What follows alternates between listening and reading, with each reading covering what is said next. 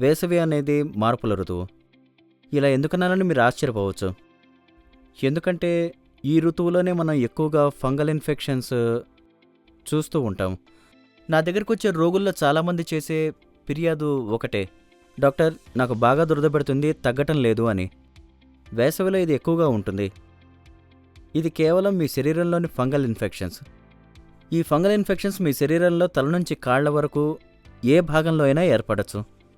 సాధారణంగా నేను చూసినంత వరకు ఫంగల్ ఇన్ఫెక్షన్స్ ముఖ్యంగా మడతల్లో ఏర్పడతాయి. మడతలంటే మన చంకలు, ఆడవారిలో రొమ్ముల కింద భాగం, గజ్జలు, ఇంకా వీపు భాగంలో, పిరుదల మధ్యలో ఈ మడతల్లో ఎక్కడైనా ఫంగల్ ఇన్ఫెక్షన్స్ ఏర్పడచ్చు. ఈ ఫంగల్ ఇన్ఫెక్షన్స్ ఎన్నో విధాలుగా వ్యాపిస్తాయి. ప్రధానంగా ఇవి బట్టల ద్వారా వ్యాపిస్తాయి. కాబట్టి ఇతరులు వేసుకునే బట్టల్ని మీరు తొడుక్కోవద్దని నేను మీకు సూచిస్తున్నాను. మీ బట్టల్ని విడిగా ఉతుక్కోవడం మంచిది. రెండవది మీ బెడ్షీట్స్, మూడవది మీ టవల్స్, ఇంకా నాలుగవది మీ ఇంట్లో అందరూ ఉపయోగించే నిర్జీవ వస్తువు ఏదైనా కావచ్చు. వీటినే ఫోమైట్స్ అంటారు. వీటిలో వేటిని పంచుకోవద్దని మేము మీకు సూచిస్తున్నాం. దాంతో మీ ఫంగల్ ఇన్ఫెక్షన్స్ని మీరు అదుపులో ఉంచుకోవచ్చు.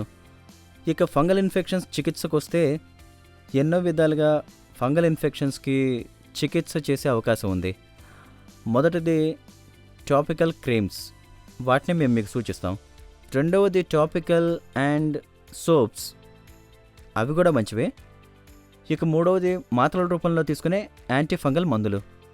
వీటిలో ఏవి కూడా మీరు సొంతంగా కొనేసుకొని ఇంట్లో వాడకూడదని మేము మీకు సూచిస్తున్నాం. మీ సమీపంలో ఉండే చర్మవ్యాధి నిపుణుడిని సంప్రదించి దురద నివారణకు ఆయన సలహా తీసుకోండి.